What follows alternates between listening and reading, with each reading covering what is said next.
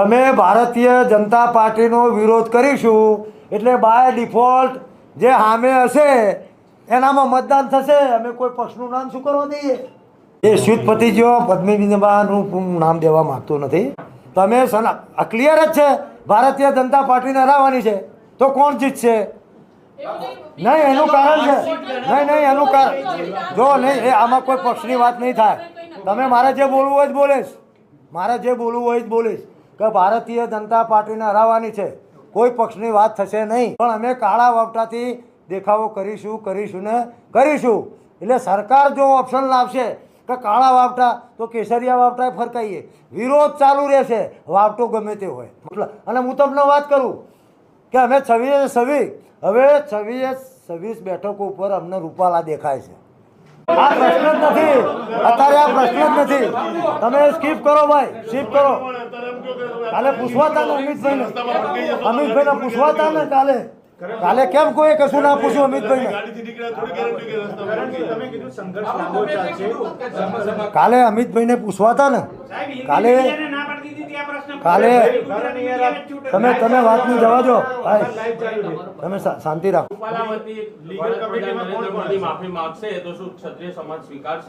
આ તો કોઈ પ્રશ્નનો સ્થાન જ નથી ભાઈ.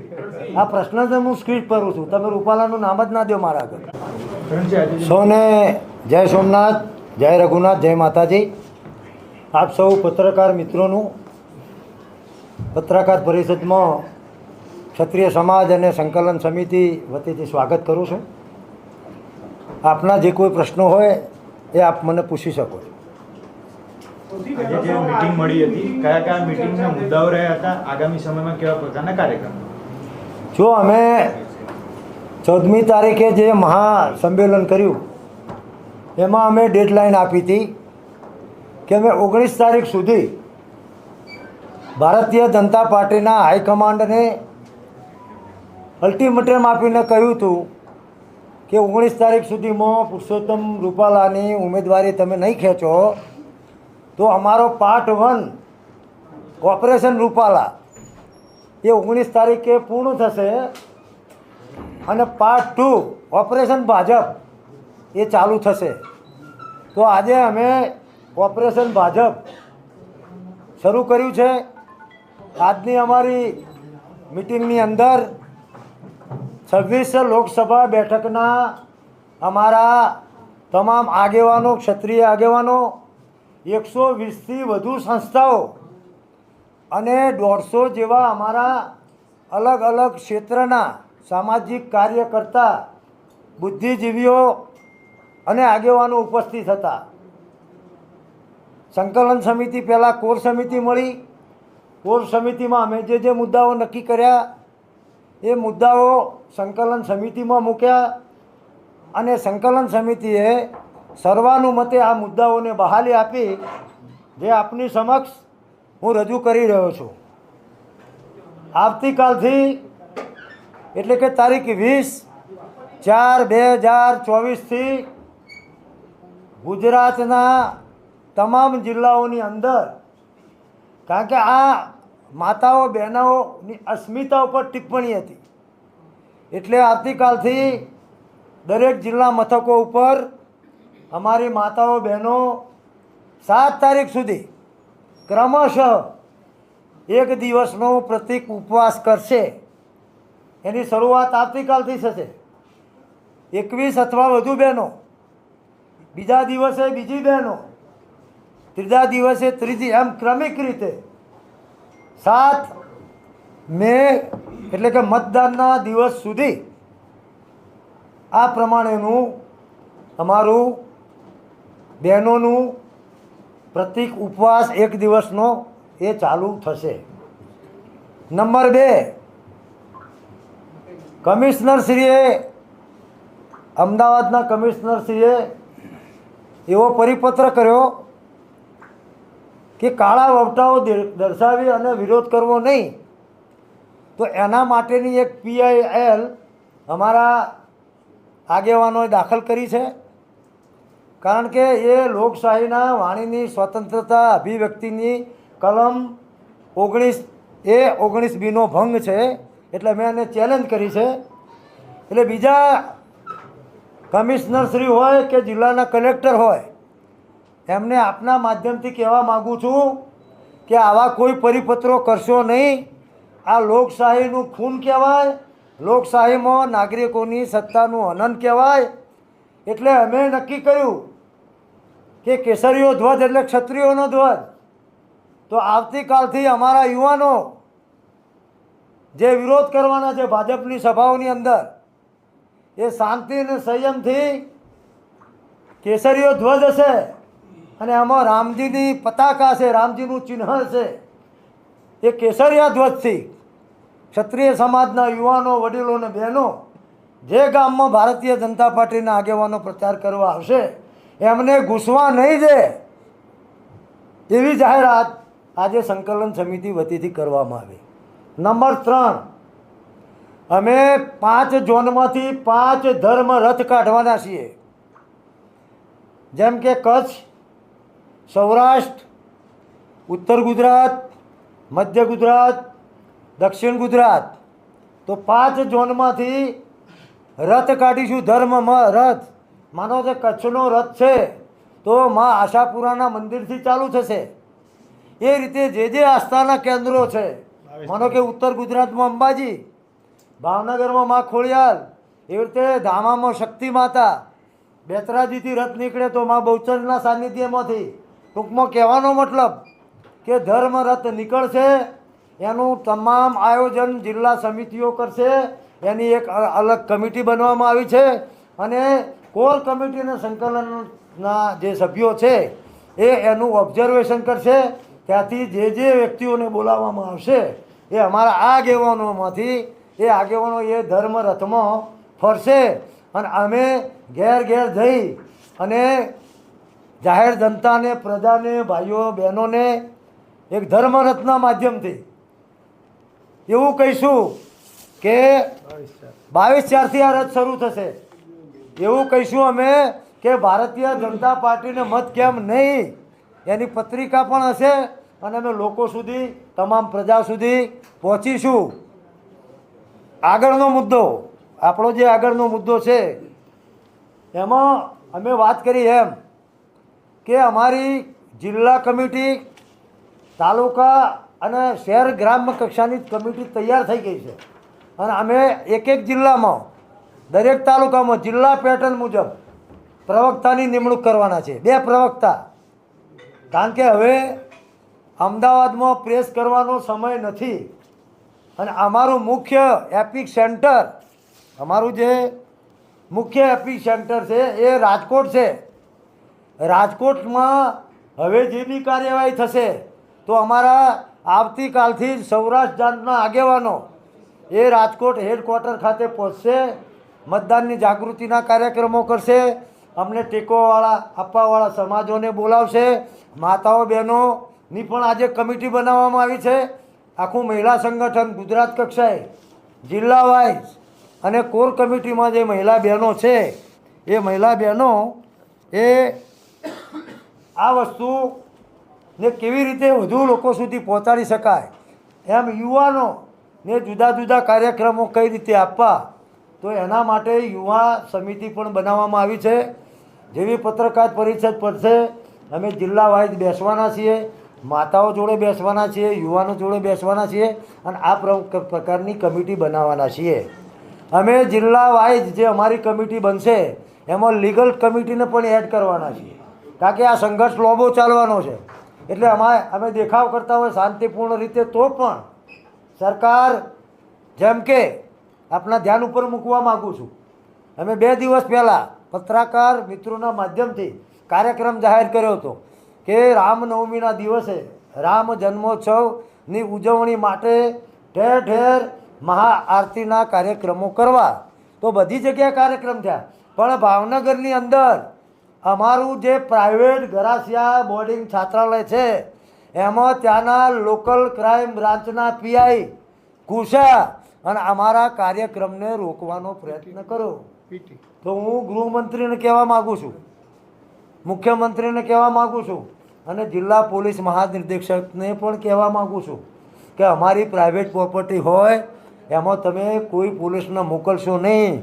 અમે શાંતિથી કાર્યક્રમો કરી રહ્યા છીએ અને આવું થશે તો આજે પણ યુવાનોએ આક્રોશ વ્યક્ત કર્યો છે. અમે અમને વિનંતી કરી છે કે આપણે લોકશાહી ઢબે મત એ જ અસ્ત્ર, અમે નવું સૂત્ર આપ્યું, મત એ જ શસ્ત્ર. એટલે હવે અમારી જે તમામ એનર્જી છે એ અમે ભારતીય જનતા પાર્ટીને 26 સીટો પર હરાવવા માટે અમે કટિબદ્ધ છીએ અને એના માટે અમારે જે કરવાનું થશે એ અમે લોકશાહી ઢબે કરીશું. રાજકોટની જવાબદારી, રાજકોટ એપિક સેન્ટર છે, ત્યાં એની જવાબદારી આ પીટી જાડેજા સાહેબ, ટીકુભાઈ, દોલુભા અને એમની આખી ટીમ, એમાં વીરભદ્રભાઈ પણ છે. અને એ ટીમ એમને જેટલું વિસ્તરણ કરવું હોય એટલું કરશે. એ પ્રમાણે મહિલાઓમાં એ રીતે અમારી જે બહેનો છે, આ હું રાજકોટની વાત કરું છું, યુવાનોમાં ભાઈ હરપાલસિંહ, ટીકુભાઈ, ધર્મવીરસિંહ, આ બધા રાજકોટ કઈ રીતે, કારણ કે અમારી પાસે એવી ફિગર આવી છે કે અમે 100% રૂપાલાના રહીશું, 100% રૂપાલાના રહીશું. એટલે હવે અમે બૂથ સુધી જઈશું. આ બધા દેખાવો તો કરી જ છું, ધર્મરથ પણ કાઢશું, સભા સરઘોષો પણ કરીશું, જિલ્લા વાઇઝ સંમેલન. દાખલા તરીકે અત્યારે હાલ 8 સીટો એવી છે કે જેમાં ભારતીય જનતા પાર્ટી ડેમેજ થાય છે. અમારે તો 26 ઉપર કરવાનું છે ડેમેજ. એ જે 5 લાખની સરસરની વાત કરે છે ને, એ તો એમને ભૂલી જ જવાની છે, ટફ ફાઇટ ઉપર લાવી દેવાના છે.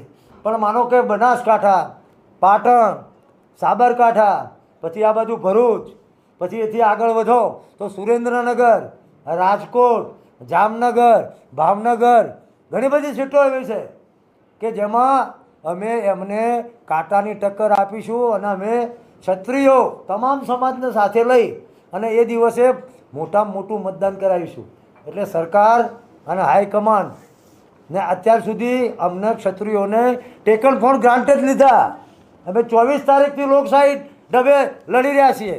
તો જો ભાજપના ક્ષત્રિયોની અને ક્ષત્રિયોને ટેકા આપવાવાળા સમાજની જરૂર ના હોય તો અમારે પણ ભાજપની જરૂર નથી. એટલે અમે આજથી બોયકોટ ભાજપ અને મત એ જ અસ્ત્ર શસ્ત્ર આ સૂત્ર સાથે આગળ વધવાના છીએ અને બધી સીટો ઉપર ભારતીય જનતા પાર્ટીને કાંટાની ટક્કરમાં અમે લાવવાના છીએ એવું આપ મીડિયાના માધ્યમથી સંકલન સમિતિના પ્રવક્તા તરીકે કોર સમિતિને સંકલનમાં જે ચર્ચા થઈ એ મુજબની વાતો અમે આપની સમક્ષ મૂકી છે.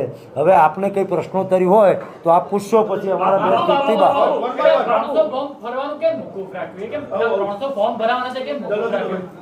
જો યુદ્ધમાં રણનીતિ હોય અને રણનીતિ સમય પ્રમાણે બદલવી પડે. કદાચ અમને એવું લાગ્યું, અમારા આગેવાન રાજકોટના આગેવાનોને એમને જે પ્રવાસ કર્યો એ પ્રવાસ કરતાં સમાજના અન્ય આગેવાનોને મળ્યા, એના પરથી અમને એવું લાગ્યું કે ભાઈ આમાં આપણે આવું કરવા જઈશું તો આપણે જેને હરાવવાના છે એમના આપણે હરાવવામાં તકલીફ થશે, મતો વેચાઈ જશે. એટલે એવું કરવાને બદલે આપણે હાલ પૂરતું, કારણ કે સમયના પ્રવાહ સાથે રણનીતિ બદલવી પડે. સામો પક્ષ શું કરતો હોય એને જોઈને અમારે રણનીતિ બનાવવી પડે. તો સામા પક્ષની રણનીતિ અમે જાણી એટલે અમે હાલ પૂરતું, હાલ એટલે હવે એ વસ્તુને અમે મોકૂફ કરી દીધી છે કે જે અમારી બહેનો ફોર્મ ભરાવવાની હતી એ હવે ફોર્મ ભરશે નહીં. ઓકે બાપુ, તમે એવું કહી રહ્યા છો કે ભાજપનો વિરોધ કરીશું, પરંતુ સામે મત કોને આપશું એ સ્પષ્ટ કરી રહ્યા છો? અમે ભારતીય જનતા પાર્ટીનો વિરોધ કરીશું એટલે બાય ડિફોલ્ટ જે સામે હશે એનામાં મતદાન થશે. અમે કોઈ પક્ષનું નામ શું કરવા દઈએ? અમે એવું કહીએ છીએ કે ક્ષત્રિય સમાજ તમામ સમાજોને સાથે રાખી ભારતીય જનતા પાર્ટીને હરાવશે. તો ભારતીય જનતા પાર્ટીને હરાવવા માટે અમારે જે કરવાનું છે અમે કરીશું. બોલો, હવે કોઈ પ્રશ્ન હોય તો તૃપ્તિભાઈ જાઓ. બાપુ, આજે પદ્મિનીબા આજે પણ માધ્યમોને કહી રહ્યા હતા કે સંકલન સમિતિ માત્ર ને માત્ર આંદોલનને ગુમરાહ કરે છે. બીજેપીની બી ટીમ છે, આજે અહીંયા જ કહી રહી. એ સ્વીતપતિ જો પદ્મિનીબાનું નામ દેવા માગતો નથી, કારણ કે જો સર્વાનુમતે બધાના સામે આ હાથ ઊંચો કરી અને કરાયેલા ઠરાવો છે. અને આ કેવું છે કે દરેક નદીઓ સમુદ્રને મળે એમ આ સંમેલનમાં દરેક વ્યક્તિનું યોગદાન છે. આ સ્વયંભૂ જન આંદોલન છે, આમાં કોઈ નેતા જ નથી અને આમાં કોઈની અવગણના થાય જ નહીં. આ મંચ છે એ કોઈ વ્યક્તિગત હાઇલાઇટ માટે કે કોઈને પોતાની અપેક્ષાઓ આશાઓ તૃષ્ણાઓ સંતોષવા માટેનું આ મંચ જ નથી, માધ્યમ નથી. હું પણ જે બોલું છું એ મને જે કહેવામાં આવ્યું છે એ જ શબ્દ બોલું છું. બોલતી વખતે હું કરણસિંહ ચાવડા મટી જાઉં છું. સંકલન સમિતિ અને ક્ષત્રિય સમાજનો પ્રવક્તા તરીકે મને જે કહેવામાં આવ્યું એ જ હું બોલું છું. પાર્ટ 1 માં તમારા જે પણ કોઈ અલ્ટિમેટમ હતા એને સરકારે ક્યાંય કાઢ્યા રાખ્યા નથી. તમારી મીટિંગ સરકાર સાથે પણ થઈ, તમારા સરકારમાં બેઠેલા નેતાઓ સાથે સામાજિક બેઠકો પણ થઈ છે, પરંતુ ક્યાંય એનો સુખદ ઉકેલ જેવો તમે ધાર્યો આવ્યો નથી. શું તમે માનો છો કે તમારા પાર્ટ 2 ના જે પણ આયોજન છે એ ફળીભૂત થશે? કારણ કે તમે પણ અત્યારે એવું પણ કહ્યું કે પ્રતિક ઉપર કરવાના છે, પણ આંદોલન પ્રતિક ઉપર ક્યાં થશે? જો કોઈ પણ આંદોલન હોય એને જીવંત રાખવા માટે એને આ જે આંદોલનના જે મેં તમને વર્ણન કર્યું ને, હવે પુરુષોત્તમ રૂપાલાની વાત જ પૂરી થઈ જઈ. હવે અમે જે પાર્ટ 2 જાહેર કર્યું છે એમાં વધારેમાં વધારે પ્રજાને લોકોને અમારી સાથે કેવી રીતે લાવી શકાય, કેવી રીતે લોકસંપર્ક કરી શકાય એના માટેના આ કાર્યક્રમો છે. અને આ કાર્યક્રમો સફળ થવાના છે. અને આ કાર્યક્રમો થકી અમારું અંતિમ લક્ષ્ય બોયકોટ ભાજપને કઈ રીતે હરાવી અને વધારેમાં વધારે જનતા અમારી સાથે કેવી રીતે જોડાય. કારણ કે લોકશાહીમાં તો લોક સંગ્રહ કરવો પડે. અને મેં જે જાહેરાત કરી અથવા અમે બધાએ નક્કી કર્યું એ પાર્ટ 2 એ લોક સંગ્રહ માટેનું છે. કારણ કે તમામ સમાજો અમારી સાથે આવવા માગે છે. પછી એ ગમે તે સમાજ હોય તો એમના સુધી પહોંચવા માટે અમારે રથે કાઢવો પડશે, જિલ્લામાં સંમેલને કરવું પડશે, પ્રતિક ઉપવાસે કરવા પડશે અને આંદોલનને જીવતું રાખવું પડશે ભાઈ. અને જીવતું રાખવા માટે લોકશાહીમાં આ બધા ઓજારો છે, શસ્ત્રો છે, એટલા માટે પાર્ટ 2 જાહેર કરેલું છે.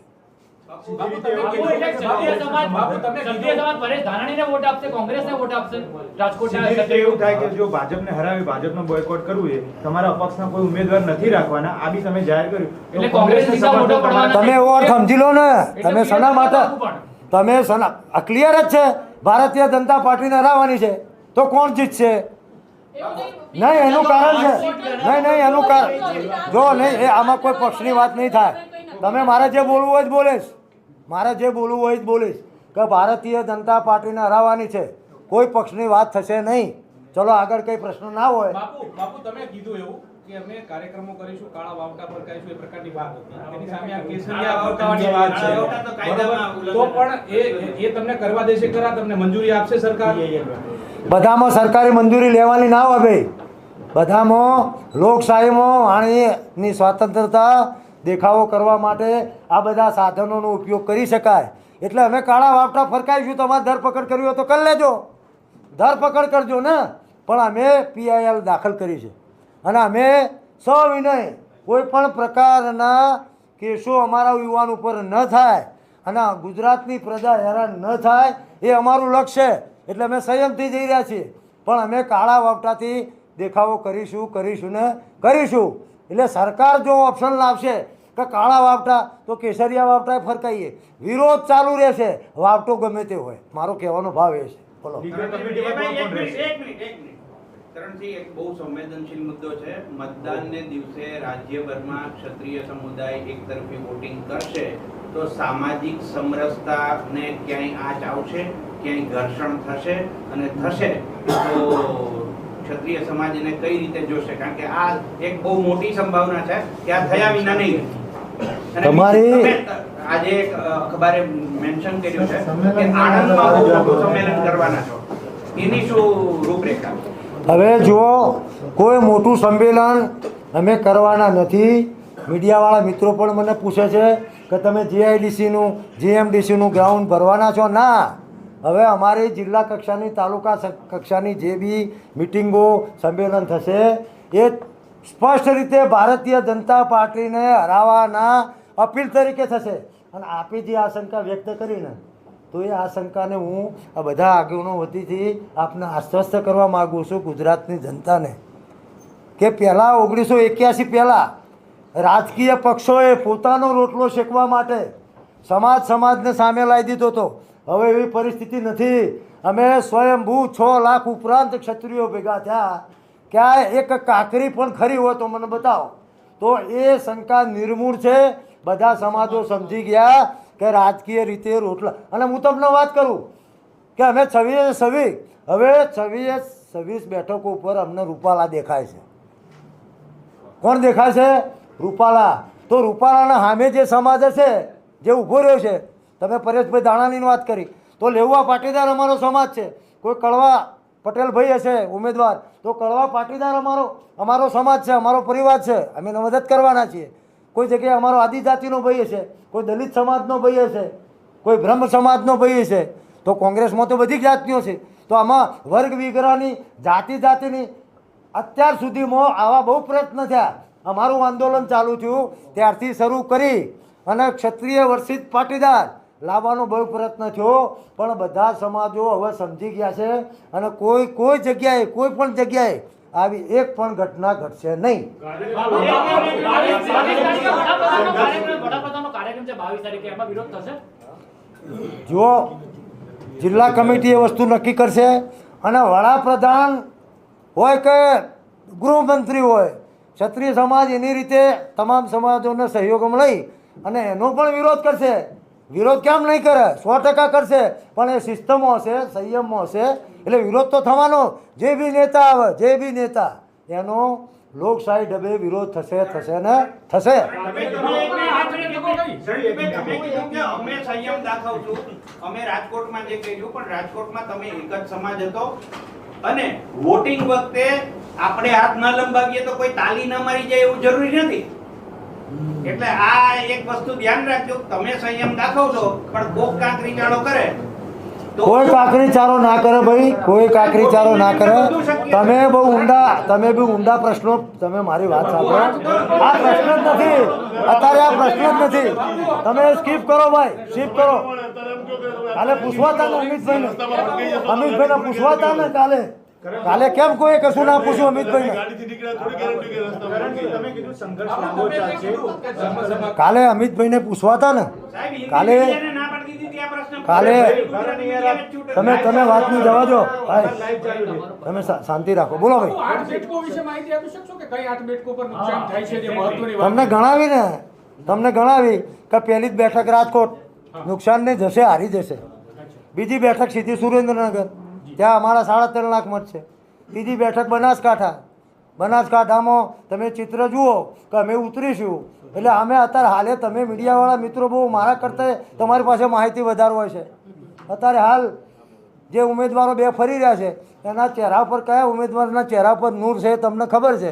અને અમે એડિશન કરવાના છે. એથી આગળ વધો સાબરકાંઠા, એથી ભરૂચ, તો ભરૂચમાં અમારે 1 લાખ મત છે. તો બધી જગ્યાએ, પછી કચ્છ, જામનગર પ્રવેશ જ નહીં થવા દેતા અમે. તમે જુઓ છો ખુરશીઓ ખાલી છે. અને ભારતીય જનતા પાર્ટીના જે મુદ્દા હતા ને, રામ મંદિર મુદ્દો હતો, રોડ રસ્તો મુદ્દો હતો, બધા મુદ્દા ક્ષત્રિય સમાજ ખાઈ ગયું. અત્યારે સોશિયલ મીડિયા પર કોઈ મુદ્દા જ નથી. અને અમે એમને એ જ કહીએ છીએ, આજ અમારી તાકાત. અમને એ જ કહીએ છીએ કે તમે આવો તો તમે વિકાસના મુદ્દાની વાત કરો ને. તમે હિન્દુ મુસ્લિમની શું કરવા વાત કરો છો? તમે કેવો વિકાસ કરો એના પર ફોકસ કરો. પુરુષોત્તમભાઈએ જો વિકાસ ઉપર ફોકસ કર્યો હોત ને તો આ પ્રશ્ન જ ના હોત, એમની જીભ જ ના લપસી હોત. પણ એ તો શેર શાયરીના કલાકાર છે. એટલે એમને ક્યાંય તમે ક્યાંય પુરુષોત્તમભાઈએ વિકાસની વાત કરી એવું સાંભળ્યું? એટલા માટે આ પ્રશ્ન છે. એટલે 8 બેઠકો લખી રાખજો તમે, 8 બેઠકો. અને ભાજપ હાઈકમાન્ડ માટે, કારણ કે આખા ભારતની નજર ગુજરાતમાં છે. મેં નેશનલ મીડિયામાં પણ ઇન્ટરવ્યૂ આપ્યું છે. 1 બેઠક જાય ને તો એ નરેન્દ્રભાઈ અને અમિતભાઈનું નાક કપાય. જો અમારું નાક ના રાખવાનું હોય ક્ષત્રિય સમાજનું, એક બાજુ 24 કરોડ ક્ષત્રિયો એક તાજવામાં અને એક બાજુ પુરુષોત્તમભાઈ રૂપાલા અને એમનું તાજવું ભાજપે અધર રાખવાનું હોય તો અમારું નાક કાપશે. એનું અમે નાક કાપતા વિચારીશું નહીં, એમનું નાક કપાશે જ.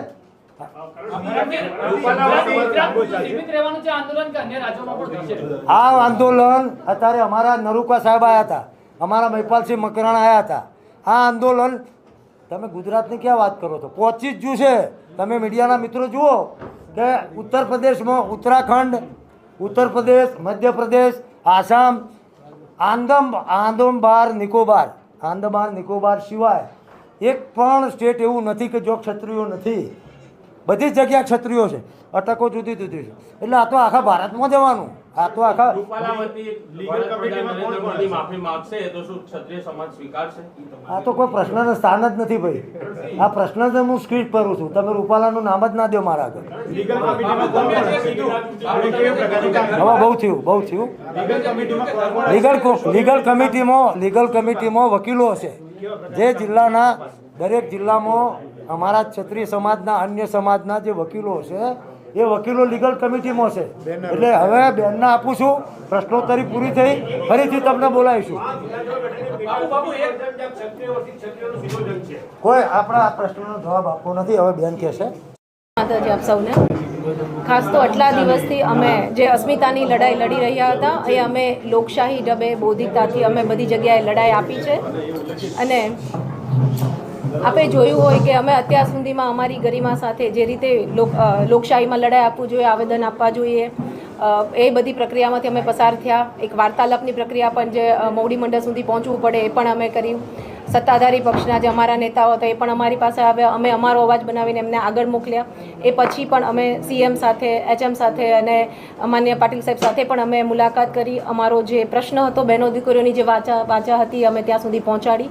6 થી 7 લાખ જે લોકો હાજર હતા રતન પર, એ સર્વનો અવાજ અમે ત્યાં પહોંચાડ્યું.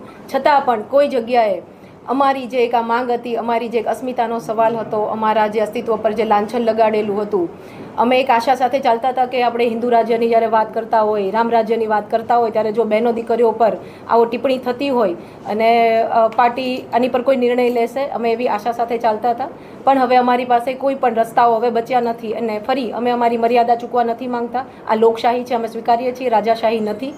એટલે લોકશાહી ઢબે અહીં લડત ભાઈ શ્રી કરણસિંહ સાહેબે જે આપી આપને માહિતી, એની સિવાયની હું આપને માહિતી આપું કે જે પ્રતિક ઉપવાસની વાત કરી તો હું થોડું આપને ડિટેલમાં કહું કે આપણા ઘરે સત્યનારાયણની કથા બેસે, આપણે આજુબાજુના આપણા જે કોઈ સંબંધીઓ છે, ઇતર બધા બીજા જ્ઞાતિના પણ છે આપણા મિત્રવર્ગ, એને આપણે આમંત્રણ આપીએ. કથામાં શું થાય, કથામાં ભગવાનનો મહિમા જેની કથાઓ એ સમજાવવામાં આવે. તો જે આ પ્રતિક ઉપવાસ છે એ અમારી માટે કથા સ્વરૂપ છે. અમારી દરેક જિલ્લામાં, તાલુકામાં, ગામડે ગામડે બહેનો 21 બહેનો પ્રતિક ઉપવાસમાં બેસશે આ 18 દિવસ સુધી. અને અમારી બીજી જ્ઞાતિના જે અમારો મિત્ર વર્ગ છે, અને આમાં તો સર્વની અસ્મિતાનો સવાલ છે, માત્ર રાજપૂત સમાજની સ્ત્રીઓનો નથી. એટલે અમે આ દ્વારા એમને પણ એ કહેશું કે આજે અમારી ઉપર આવ્યું છે, આજે અમારી બહેનો દીકરીઓ પર અથવા અમારા ઇતિહાસ પર લાંછન લગાડવામાં આવ્યું છે, કાલ સવારના તમારા ઘરે પણ આ આવશે. એટલે આ જે છે એક નૈતિકતાની અધોપતિ જે થાય છે એની માટેનો આ સવાલ છે. તો આ સર્વ આમાં જોડાય. આજે વાત કરીએ તો હું એવું કહું કે 52,000 જે બૂથ છે એમાં અમારી માટે રૂપાલાભાઈ ઊભા છે. એટલે બીજી કોઈ હવે કોઈ શંકાને કોઈ સ્થાન જ નથી કે મત કોને પડશે. વિરોધ પક્ષમાં એક નિર્ણાયક મતદાન પડે એ માટે અમે બહેનો અને બહેનોનું 100% મતદાન થાય. ક્ષત્રિય બહેનો સહિત બીજી પણ ઘણા આપણા બહેનો હોય છે જે આ માટે મતદાન માટે જાગૃત નથી હોતા. તો મતદાન માટે જાગૃત થાય એની માટે હવે અમારી એક પહેલ હશે અને નિર્ણાયક મતદાન થાય. અને આખા ભારત વર્ષની સ્ત્રીઓનો આ અસ્મિતાનો સવાલ છે. કારણ કે કોઈ નેતા ભવિષ્યમાં પણ એટલે આમાં તો જ્યારે માફી માંગવાની વાત આવે ત્યારે મને એ પણ વિચાર આવ્યો કે 2 વાર માફી 3 વાર, એટલે હવે કદાચ એવો સવાલ ઊભો થઈ જાય કે કાલ સવારના કોઈ પણ નેતા માતા બહેનો પર ટિપ્પણી કરી જાય, અસ્તિત્વ પર લાંછન લગાડી જાય અને પછી 2 વાર માફી માંગી લઈને માફ કરી દેવાના. નહીં, રાજપૂત સમાજ આ ક્યારેય સ્વીકારશે નહીં. એટલે અમારી લડાઈ આ સિદ્ધિ છે કે ભાઈ રૂપાલા સાહેબ હવે કોઈ જગ્યાએથી 26 સીટ છે એમાં અમે રૂપાલા સાહેબ દેખાય છે અને અમે છેલ્લે ઘડી સુધી મતદાન સુધી અમે લડત આપશું. અને તમે કોણ કહેવા વાળા 5 મિનિટ બોલું? આ સંકલન સમિતિના 2-5 જણા અડધી કલાકો સ્પીચ આપે. ભાઈ શું છે સંકલન સમિતિ? સમાજનો બાપ છે? આખી પથારી ફેરવી નાખી અમારા ઓલાની, બરાબર. અને હવે લઈ આવ્યા છે કોંગ્રેસ. તો રાજકારણમાં આવું જ ન જોઈ. આ બેનું દીકરીઓના સ્વાભિમાનની લડાઈ હતી. પેલા એમ કહેતા હતા કે બીજેપી તુસે બેર નહીં, બરાબર, રૂપાલા તેરી ખેર નહીં. તો હવે બીજેપીની જગ્યાએ કોંગ્રેસ આવ્યું, બરાબર. એટલે કોંગ્રેસ જીતશે, અમારી ક્ષત્રિય સમાજ નહીં જીતે. સંકલન સમિતિ છે કોણ?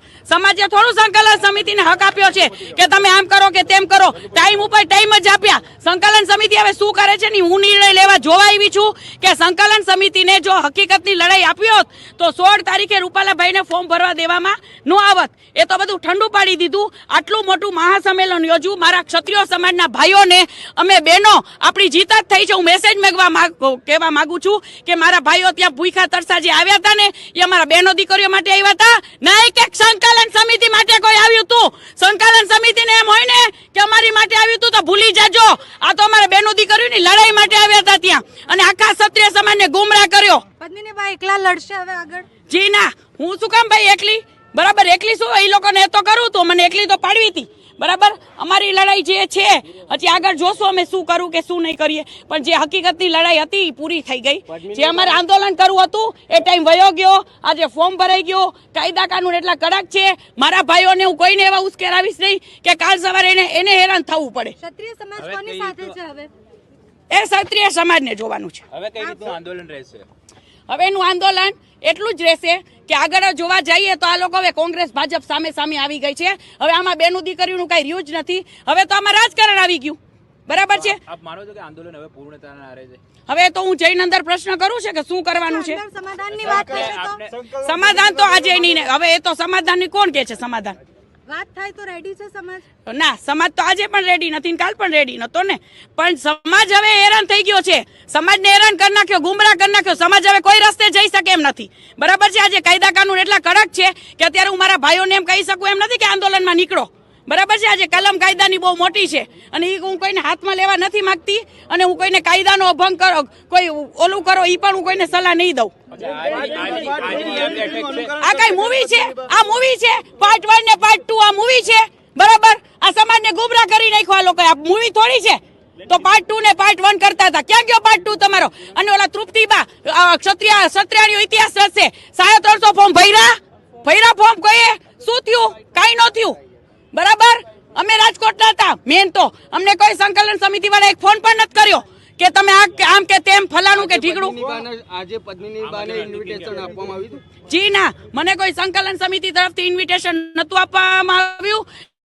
મને પીટી જાડેજાએ ફોન કર્યો હતો અને પીટી જાડેજા ત્યાં એમ કહેતા હતા કે સંકલન સમિતિ સારી નથી, સંકલન સમિતિ પણ બોલવા નથી દેતી. સંકલન સમિતિમાં હું છું પણ નહીં, ખાલી હું રૂપાલાભાઈના ઉપરાંત સુધી સંકલન સમિતિમાં છું. તો ત્યારે પીટી મામા અહીંયા શું કરે છે? અચ્છા, સંકલન સમિતિ અને ક્ષત્રિય સમાજના આગેવાનો હવે અલગ અલગ છે. આંદોલન તોડી પાડ્યું. કોના પર સીધો આક્ષેપ છે તમારો? જયચંદ કોણ છે? હવે એ તો ભગવાનને ખબર, કુદરતને ખબર, પણ આંદોલન તો અમારું તોડ્યું જ છે. એ બધાને દેખાય જ છે. ટાઈમ જ નીકાળ્યો. ટાઈમ ઉપર ટાઈમ. આંદોલનમાં મતલબ અત્યારે બેઠકોનો સમય છે. આપને લાગે છે કે બેઠકો કરવી જોઈએ કે પછી એક્શનમાં આવવું જોઈએ? એક્શન જ લેવી જોઈએ ને. એક્શન લેવાનો ટાઈમ નીકળી ગયો. આંદોલન 24 કલાક 48 કલાકનું હોવો જોઈએ. જેને રિઝલ્ટ લેવું જોઈએ એ 24 કલાક 48 કલાકનું આંદોલન હોય, નહીં કે આટલો ટાઈમ નીકાળવાનો. 16 તારીખે ફોર્મ જ શું કામ ભરવા દીધું? કોની ભૂલ આંદોલન નબળું પડ્યું? સંકલન સમિતિ. કેટલાક લોકો સામેથી જોહરની તૈયારી દર્શાવતી જોહર નતા કરી શકે એના કારણે નબળું પડ્યું લાગે છે? ના, જોહર તો બેનો કરવાના જ હતા ને. અટકાયત કરી હતી બેનોની. બેનો જોહર કરે હતી. બેનોને હું ઓળખું છું. બરાબર જી. હવે એ તો ખબર નહીં. એ જ નથી વિચાર આવતો. પેલા એવા નારા લગાડતા હતા કે બીજેપી તુજસે બેર નહીં, રૂપાલા તેરી ખેર નહીં. તો હવે કોંગ્રેસ નું આવી ગયું. બરાબર. તો શું ખીચડી શું પકાવે છે?